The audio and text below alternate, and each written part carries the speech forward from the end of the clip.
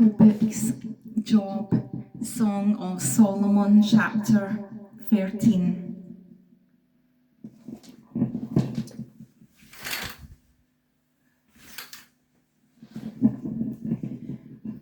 It is no secret that, historically speaking, poets have marched to the beat of a different drummer, and not everyone has appreciated their poetry. Charles Babbage, a British mathematician, objected to Alfred Lord Tennyson's line from The Vision of Sin: "Every moment dies a man, every moment one is born," saying that if that were true, the population of the world would be at a standstill. In the intents of accuracy, he wrote to Tennyson the line should be amended to read: "Every moment dies a man, every moment 1 and 1/16 is born." Those who like poetry either think they can write it or wish they could. It is much more difficult to write enduring poetry than one imagines. However, and amateur attempts are rarely widely appreciated. Euripides once confessed that it had taken him 3 days to write 3 verses. His astonished friend, a poet of lesser abilities, enchained, "I could have written 100 in that time, I believe it," replied Euripides, "but they would have lived only 3 days." King Louis VIII showed Nicolas Bouillet, a French poet of the day, some poems he had written and asked his opinion of them. The great poet was also an accomplished diplomat. "Sire, nothing is impossible for your Majesty. Your Majesty has set out to write bad verses and has succeeded. Poetry is a song of the soul, wherever great civilizations have excited. Poetry has been written, and the poetry of Israel is among the finest. The Psalms of David and the Proverbs of Solomon stand up well when compared with any other body of poetry ever written." Now the review: the repetition is the key to mental ownership. We remind ourselves that there are 3 kinds of books in the Old Testament: historical, poetical, and prophetical. There are 5 poetical books that follow the first 17 historical books as seen below. The 3 kinds of books in the Old Testament: the historical is Genesis, Exodus, Leviticus, Numbers, Deuteronomy, Joshua, Judges, Ruth, 1 Samuel, 2 Samuel, 1 Kings, 2 Kings, 1 Chronicles, 2 Chronicles, Ezra, Nehemiah, and Esther. And the poetical are Job, Psalms, Proverbs, Ecclesiastes, Song of Solomon, and the prophetical are Isaiah, Jeremiah, Lamentations, Ezekiel, Daniel, Hosea, Joel, Asnos, Shaddai, Jonah, Micah, Nahum, Habakkuk, Zephaniah, Haggai, Zechariah, Malachi.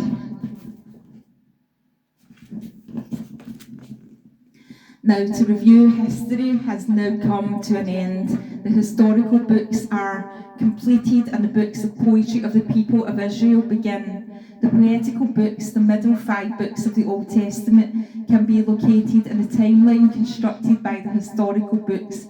Job was written during the time of the events of the book of Genesis. Psalms during the life of David, and 2 Psalms and Proverbs, Ecclesiastes, and Song of Solomon were written during the lifetime of Solomon and the time covered in 1 Kings. See the following figure for a visual representation.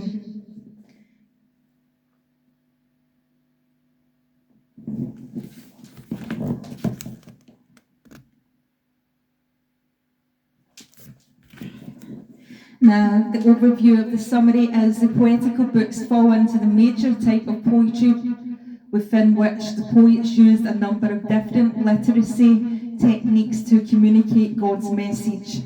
Now, the review is the poetical books fall into three major blank of poetry within which the poets used a number of different literacy blank to communicate God's message. Now, the three major types of Hebrew poetry are the lyric poetry, to be accompanied by music like a song, the instrumental poetry, to teach principles of living through pithy maxims, and thirdly, the dramatic poetry, a narrative that tells a story in poetic form. Now let's review the three major types of Hebrew poetry are lyric poetry, to be blank, blank, blank, like a song, instrumental poetry, to blank, blank, blank, blank, through pithy maxims. Now, the dramatic poetry, a narrative that blank, blank, blank in poetic form. The two main literacy techniques are parallelism and the figures of speech. The parallelism, the matching of ideas, summary definitions rather than matching sounds. A Hebrew poet was more concerned with matching ideas, a technique called parallelism. Now we have a review. Rather than matching sounds, a Hebrew poet was more concerned with blank, blank, a technique called blank. Now, the six of most common forms of parallelism are the symphonoses, parallelism, the ideas presented are similar.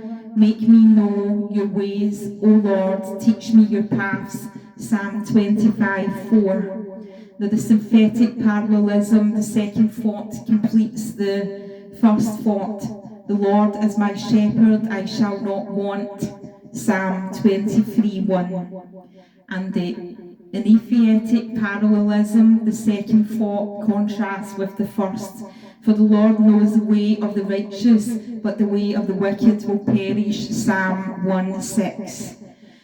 The emblematic parallelism, the first line uses a figure of speech to illustrate the ideas stated in the second line, as the deer pants for the water brooks, so my soul pants for you, O God, Psalm 42:1. The climatic parallelism, the second line repeats the first with the exception of the last word or words. It is not for kings, O Lemuel, it is not for kings to drink wine, Proverbs 31:4. Formal parallelism, both lines of poetry must exist for a complete thought. But as for me, I have instilled my king upon Zion, my body mountain, Psalm 2:6. Now let's review, fill in the blanks. In synonymous parallelism, the ideas are blank, A, ridiculous, B, similar, or C, spelled the same. Now the second, choose from the options. In synthetic parallelism, is it A, the second thought is made of nylon, the second thought completes the first, or C, the second thought doesn't exist. Now thirdly, in antiphatic parallelism, is it A, a second thought is written backwards, B, a second thought contrasts with the first, or C, the first thought has no counterpart in the universe. And 4, in emblematic parallelism, a small metallic, is it A, a small metallic emblem is affixed to the first line, B, a figure of speech in the first line illustrates the idea in the second line, or C, the ideas are drawn in primitive art form. The 5, in climatic parallelism, the second is A, the second thought is very old, cold. B, the second line repairs the first with the exception of the last word or words. Or C, the thought is completed in the third act. Now 6, informal parallelism. The first line appears in a black tie. Is A. B, both lines of poetry must exist for a complete thought. Or C, the second line doesn't slurp its soup. Now secondly, the figures of speech creating visual images. Summary definition: since the Hebrew poets wanted mental pictures to pop into the reader's mind, a prime consideration was creating visual images, which they accomplished with vivid figures of speech. Now let's review. Since the Hebrew poets wanted mental pictures to pop into the reader's mind, a prime consideration was blank, blank, blank, which they accomplished with vivid figures of speech. Now 5 of the most common figures of speech are: simile, a comparison between two unlike things, keep me as the apple of the eye, Psalm 17:8. Now secondly, the metaphor, a comparison in which one thing is said to be another. The Lord is my shepherd, Psalm 23:1. Now the hymn, the hyperbole, a deliberate overstatement for the sake of emphasis. Every night I make my bed swim, I dissolve my couch with my tears, Psalm 6:6. 4, the rhetorical question, asking a question for the purpose of making a statement. Who can speak of the mighty deeds of the Lord, or can show forth all his praise? Psalm 106:2. The 5, the personification, assigning the characteristics of a human to lifeless objects. The sun knows the place of its setting, Psalm 104:19. While there are other figures of speech, these are the most notable. The ones listed here in particular express the visual imagery to which the Hebrew poets were committed. If you can get away from the need to hear rhyme and rhythm, you can gain an appreciation for Hebrew poetry. These men were wordsmiths and thoughtsmiths who played with words and ideas, contrasting them, comparing them, completing them in ways that lifted them above mere prose. Now the expansion, the 5 poetical books are 1 Job, 2 Psalms, 3 Proverbs, 4 Ecclesiastes, and 5 Song of Solomon. Now Job is suffering and God's sovereignty. Job is a very wealthy, godly man whose fortunes are suddenly and dramatically reversed. He loses his health, his wealth, and his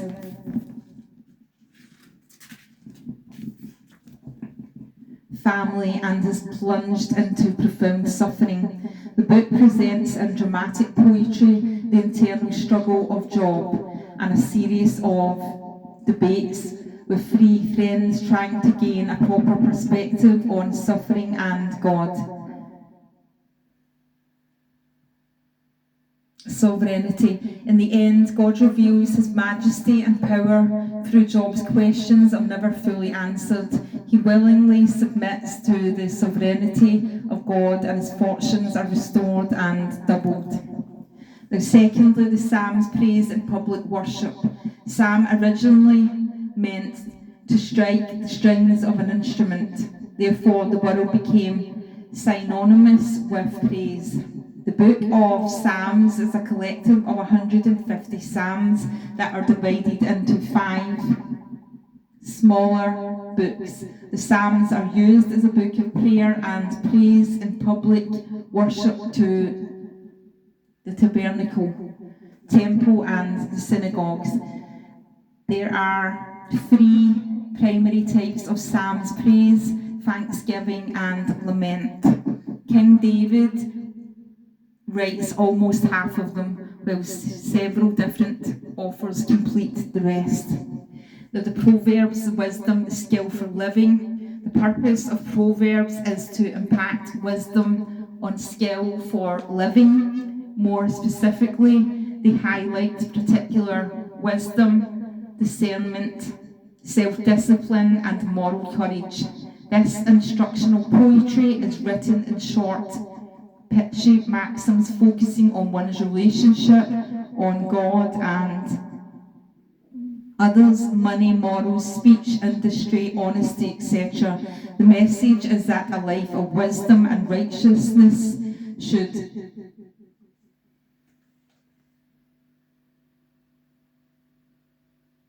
preempt a life on foolishness and unrighteousness. Now, the Ecclesiastes, the futility of temporal pursuits. Solomon, with his unlimited resources and opportunity, tries to find meaning in life through industry, pleasure, wealth, wisdom, and power, and finds them all unsatisfying. After he reviews these efforts and the futility of temporal pursuits, he concludes in his instructional poetry that there is only one thing that can satisfy man, to fear God and keep his commandments. 12:13. Now, the Song of Solomon, God's marriage manual. The Song of Solomon is God's marriage manual. This dramatic poetry pictures the intimate love relationship between Solomon and his Shulamite bride. In doing so, it presents God's perspective on married love. Now, the self-test, what you can learn tomorrow is built on what you learn today. The 5 poetical books. Job, fill in the number for futility of temporal pursuits. Psalms, fill in the number for suffering and God's sovereignty. Proverbs, fill in the number for God's marriage manual. And Ecclesiastes, fill in the number for praise in public worship. And Song of Solomon, fill in the number for wisdom, skill for living. And that's all for today. Thank you.